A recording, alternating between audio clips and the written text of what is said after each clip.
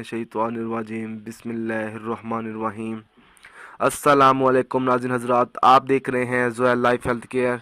आज मैं आपको नज़रबद का एक इलाज बताऊंगा और ये बहुत ही आसान अमल है। जो बच्चे माशाल्लाह तंदुरुस्त होते हैं, हंसते खेलते हैं, और जो छोटे बच्चे होते हैं वो अक्सर बहुत तेज़ होते हैं और उनका जहन बहुत तेज़ होता है। इनको अक्सर बड़ों की नज़र लग जाती है।